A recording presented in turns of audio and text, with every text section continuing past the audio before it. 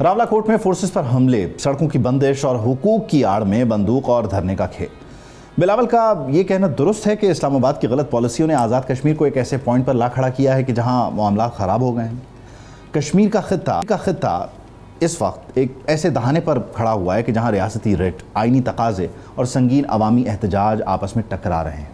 एक तरफ हुकूमत पाकिस्तान और आज़ाद जम्मू कश्मीर के इंतज़ामी इदारों का ये दो टोक फैसला है कि 27 जुलाई को होने वाले आम इंतखाबात हर सूरत अपने तयशुदा वक्त पर ही होंगे, लेकिन दूसरी तरफ ज़मीन पर मौजूद तल्ख हक़ाइक़ इस फैसले की राह में रुकावट हायल करते नज़र आते हैं।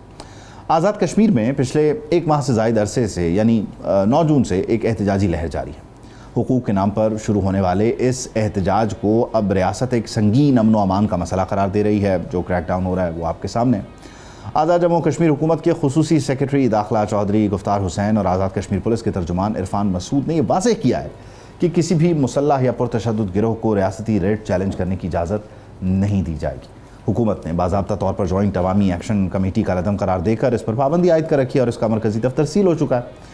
हुकूमत का इल्ज़ाम है कि हुकूक की आड़ में ये गिरोह ख़वातीन, बच्चों और तलबा को इंसानी ढाल के तौर पर इस्तेमाल कर रहा है, सड़कें ब्लॉक कर रहा है और पाकिस्तान मुखालिफ बयानिए को हवा दे रहा है। अफसोसनाक अमर यह है कि इस कशीदगी में अब तक मुताद्दिद सिक्योरिटी एहलकार शहीद हो चुके हैं। रावलाकोट में बस टर्मिनल पर पेश आया वाक़या है, इस्लामाबाद पुलिस के जवानों को टारगेट करना, ये हालिया वाक़यात हैं। इस सब के बीच इलेक्शन कमीशन और हुकूमत का कहना है कि 27 जुलाई के इंतखाबात होंगे। हुकूमत का दावा है कि तमाम सियासी सरगर्मियाँ तेज़ी से आगे बढ़ रही हैं और आवाम अफवाहों और बॉयकॉट का जो प्रोपेगेंडा है उसे मुस्तरद करके अपना जमहूरी हक़ इस्तेमाल करेंगे। गैर यकीनी अमन अमान की सूरत हाल को जवाज़ बनाकर पाकिस्तान तहरीक इंसाफ, जिसका इंतखाबी निशान बहाल हुआ था, पिछले इंतखाबात की फातेह थी, वो इन इंतखाबात का बॉयकॉट कर चुकी है। PTI का मौक़िफ़ है कि ऐसे मखदूश और गैर मुस्तहकम माहौल में शफाफ इंतखाबी अमल का इनेकाद मुमकिन नहीं है। ये उनके कंसर्न्स हैं। अपोजिशन की अलबत्ता एक बड़ी क़ुव्वत का इंतखाबी मैदान से बाहर हो जाना इस पूरे अमल की जो साख है उस पर एक बड़ा सवालिया निशान ज़रूर लगाता है। लेकिन दूसरी तरफ पीपल्स पार्टी मैदान में है, जलसों का शेड्यूल जारी कर दिया गया है और बिलावल भुट्टो जरदारी ये कहते हैं कि इस बार वो कश्मीर की सरजमीन पर किसी भी किस्म की धांधली या बैरूनी मुदाखलत को बर्दाश्त नहीं करेंगे। उन्होंने कहा है कि कश्मीर का फ़ैसला कश्मीरी ही करेंगे, लेकिन बंदूक और धरने के ज़ोर पर कोई आइनी तब्दीली नहीं की जा सकती है। और उन्होंने शायद ये मशवरा भी दिया है जो मुताल्लिक़ा लोग हैं उनको कि मौजूदा हालात का मुकाबला ताकत के इस्तेमाल से भी नहीं हो सकता। उन्होंने वफाकी वज़रा पर भी तनकीद की। ख्वाजा आसिफ का जो बयान था उस कॉन्टेक्स्ट में कहा कि आज़ाद कश्मीर का बहरान वफाकी वज़रा के बयानात की वजह से पैदा हुआ और अब ये वफाकी हुकूमत की ज़िम्मेदारी है कि वो इस बहरान को ख़त्म करे। वहीं जो इस वक्त धरना, एहतजाज, बॉयकॉट वगैरह उसको ख़त्म करने की भी दरख्वास्त की है।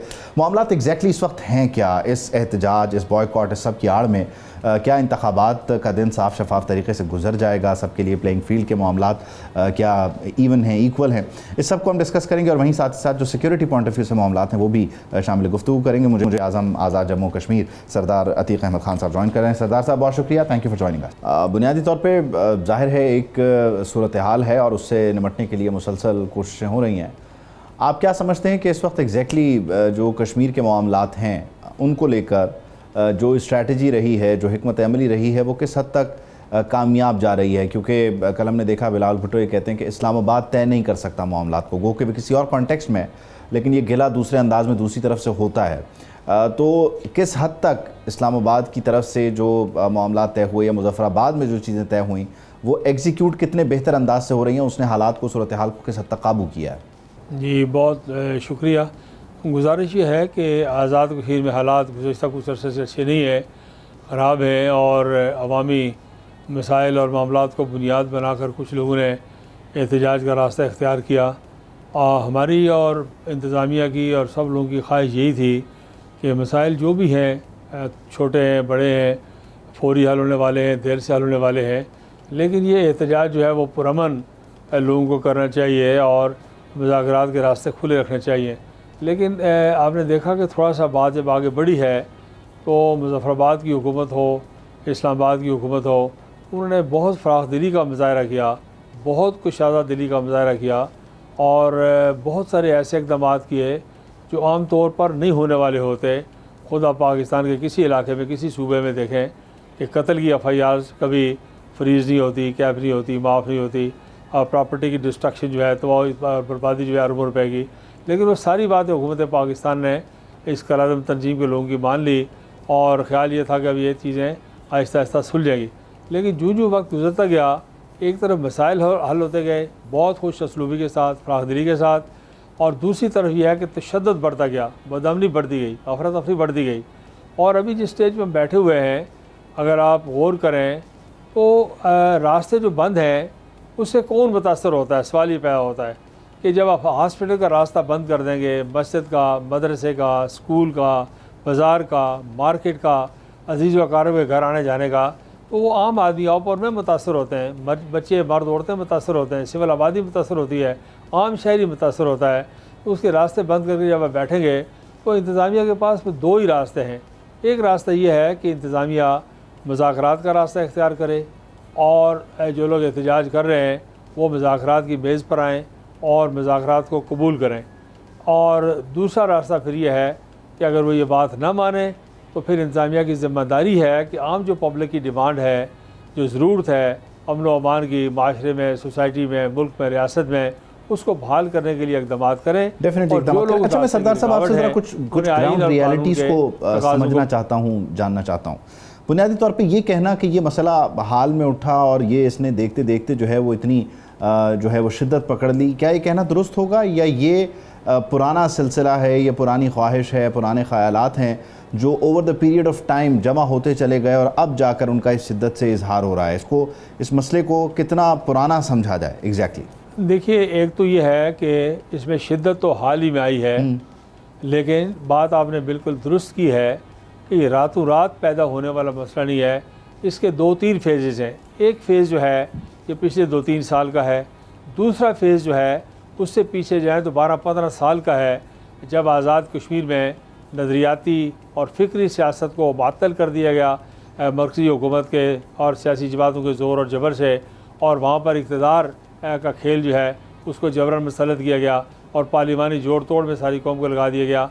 तो वो जो दूसरा फ़ेज़ है, पहला फ़ेज़ मैंने कहा कि 2-3 साल पर मुश्तमिल है, 3-4 साल पर, दूसरा जो है 15-16 साल पर मुश्तमिल है, तीसरा बिल्कुल आपने सिद्दीकी साहब दुरुस्त कहा कि ये जो ख्वाहिश है आज़ाद कश्मीर और गिलगित बल्तिस्तान में और पाकिस्तान के नाजुक तरीन दिफाई इलाकों में अफरा तफरी, बदअमनी और हंगामा आराई पैदा करने की, ये देरीना ख्वाहिश है। ये पाकिस्तान के दिफा को जो क़ुव्वतें कमज़ोर करना चाहती हैं बाहर से, अड़ोस पड़ोस से, उनकी देरीना ख्वाहिश है कि आज़ाद कश्मीर में ये बदअमनी होनी चाहिए और अफरा तफरी होनी चाहिए, और चीन के दरवाज़े पर गिलगित बल्तिस्तान में भी ऐसी हंगामा आराई होनी चाहिए ताकि वो सूखा सांस न ले सकें। और ख़ास तौर पर इन हालात में इस चीज़ को हवा मिली कि बुनियाद मरसूस के बाद पाकिस्तान के आलमी वक़ार में बेपनाह इजाफ़ा हुआ और उसका सबब पाकिस्तान की मसल्लह अफवाज बनी, field marshal general Asim Munir बने, और फिर शहबाज शरीफ साहब और बाकी सारे लोग मिलकर उन्होंने काम किया, और फिर ईरान अमेरिका के दरमियान जो तीसरी जंग टालने का सेहरा उनके सर है। आज हालात जो भी हों, लेकिन उस वक्त जो ख़तरा पैदा हुआ था उन्होंने मिलकर टाल दिया।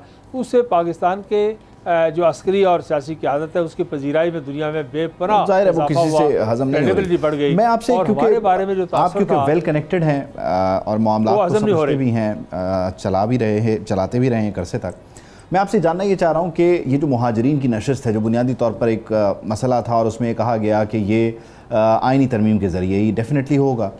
एक हम उमूमन बात सुनते हैं कि ये मुट्ठी भर अनासिर हैं जो सड़कों पे हैं और ये मुतालबा कर रहे हैं। वो पाकिस्तान में भी ऐसा होता है कि कुछ लोग अपना एक सियासी एजेंडा या नारा लेके आ जाते हैं, लेकिन हम ये कहते हैं कि जी कौम इनके साथ नहीं है, एक बड़ा सेगमेंट ऑफ सोसाइटी इनके साथ नहीं है। मुहाजिरीन की नशस्तों को लेकर राय आम्मा क्या यही है जो ये मुतालबा कर रहे हैं, या राय आम्मा इससे मुख्तलिफ? और अगर राय आम्मा यही है तो क्या ये कश्मीर में जो वो हम आहंगी वाली फ़ज़ा है उसको मुतासर नहीं करता, उसको ख़राब नहीं करता, और वो कमोबेश वैसे ही इक़दामात नहीं हो जाते जैसे उस तरफ हुए कुछ आर्टिकल्स को रिवोक करके?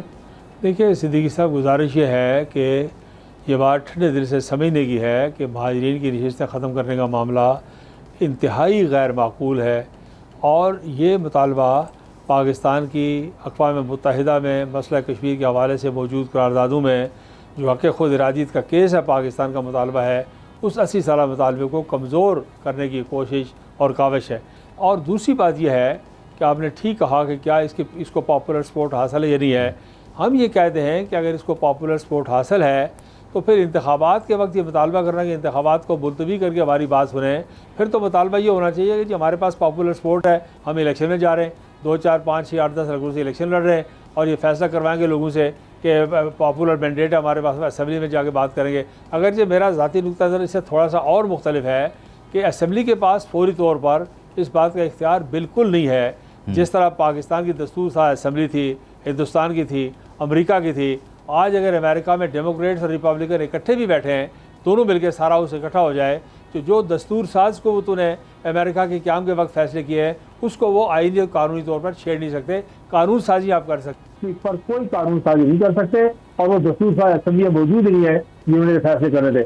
दूसरा पहलू ये है कि फिर लोगों को अगर फर्ज ये करते हैं तो फिर इस मुतालबे पर टिकना चाहिए था। उन्होंने इस पर बस की, उन्होंने कहा जी कि आप वाहिदा कराची भी खत्म करें, उन्होंने कहा जी कि आप जो है आज़ाद कश्मीर की हुकूमत का वजूद जो है इसको तस्लीम करें, उन्होंने कहा कि आज़ाद कश्मीर एक्ट 1974 के तहत चल रहा है इस पर नजरसानी करें, उन्होंने कहा जो कश्मीर के आइन में जो पाकिस्तान के साथ वफादारी का हल्फ है कि अल्हम्दुलिल्लाह इसका एजाज मैं सरदार मोहम्मद खान मुजाहिद मेरे वालिद मोहतरम थे, उनके ज़माने में कश्मीर बनेगा पाकिस्तान का नारा उन्होंने दिया और करारदाद इलाके पाकिस्तान मुस्लिम काउंसिल से पास की और ये पाकिस्तान बनने से पहले पास की। उन्होंने कहा कि ये जो सिट है पाकिस्तान के साथ वफादारी की, इसको निकालें। सवाल ही पैदा होता, मुझे बताइए कि क्या दुनिया में कोई मुल्क ऐसा है कि जिसमें ऐसी बादल पर आज़ादी हो कि आप उस मुल्क के साथ वफादारी को छोड़ दें? और ये आइन साजी और कानून साजी इन लोगों ने की है, वो अपोजिशन के भी थे, गवर्नमेंट के भी थे, दोनों बेंचेज के लोग थे, सब ने मिलकर ये करारदादें की हुई है और ये इसको आईनी तहफ़्फ़ुज़ दिया हुआ है। तो इसलिए मुतालबात की फहरिस्त जो है वो तवील से तवील तर होती गई। अगर ये माहिरीन का मसला होता तो उस पर बात करते और ज़ाहिर उसमें से एक बड़ा हिस्सा माना भी गया और उसमें से कुछ चीज़ें जो रह गई वो डेफिनेटली बताया गया। मैं सरदार साहब लास्टली आपसे पूछना चाहता हूँ कि हम किसी भी इलेक्शन में दुनिया में कहीं भी इंतखाब हो रहा हो, हम उसमें ये कहते हैं कि ये इकॉनमी का इलेक्शन है, ये रिफॉर्म्स का इलेक्शन है, ये जंग से निकलने का इलेक्शन है। क्या आज़ाद कश्मीर में होने वाला जो इंतखाब है वो बुनियादी तौर पर किसी एक सूरत हाल पर, यानी ये मुहाजिरीन की नशस्तों पर हो रहा है या इस्लामाबाद की तरफ से जो पॉलिसीज़ आ रही हैं उनके आगे बंद बांधने के लिए हो रहा है? अगर इसको डिफ़ाइन करना चाहें आप मुख्तसरन तो ये किस नोयत का इलेक्शन है और इसमें जो अवाम मैंडेट दे रहे हैं वो किस एक नुक्ते पर देने जा रहे हैं? देखिए साहब, ये बड़ा पर्टिनेंट क्वेश्चन है, बड़ा सेंसिटिव क्वेश्चन है और बहुत इम्पोर्टेंट क्वेश्चन है। बिल्कुल ये ना रिफॉर्म का इलेक्शन है, न डेवलपमेंट का इलेक्शन है, न इकनॉमिक इस्लाहात का इलेक्शन है। ये खालिसन नज़ीर इलाके पाकिस्तान, कश्मीर बनेगा पाकिस्तान और पाकिस्तान के साथ वाबस्तगी का इलेक्शन है। और इस पर लोगों ने मुजाहरा करना है कि क्या जिन 6 लाख लोगों ने कश्मीर में जाने दी है पाकिस्तान के लिए, जो आज भी श्रीनगर और जम्मू में पाकिस्तान के पत्थर में दफन हो रहे हैं, क्या उस तहरीक के साथ खड़े हैं कि जो लोग आज इलेक्शन में नज़ीर इलाके पाकिस्तान पर वफादारी का हल्फ लेके इलेक्शन में जाएंगे, वो आज पाकिस्तान की हमायत में एक रेफरेंडम ऐसी क्या चीज इख्तियार करता जा रहा है इलेक्शन। ये इलेक्शन बिल्कुल किसी और एजेंडे का इलेक्शन नहीं है, ये बना दिया गया है। होता तो हम डेवलपमेंट की बात करते हैं, हमारे अपने नारे नजरिए सोच फिक्र होती है, लेकिन हमारा ये जो इलेक्शन है ये खालिस्तान जो है बिल्कुल पाकिस्तान की हामी और मुखालिफों के दरमियान एक चैलेंज की सूरत इख्तियार कर गया है और इसको उसी जुगता नजर से देखना चाहिए कि दो कौमी नजरिया और पाकिस्तान के जो तख्लीक के मकासद थे और ग्रेट डिवाइड ऑफ सब कॉन्टिनेंट का जो तहरीक सफर था, उसके नामुकम्मल एजेंडे की तकमील का सफर है और ये इलेक्शन। ठीक है, बहुत शुक्रिया सरदार साहब ज्वाइनिंग अस। सब्सक्राइब करें और बेल दबाएं ताकि कोई खबर रह न जाए।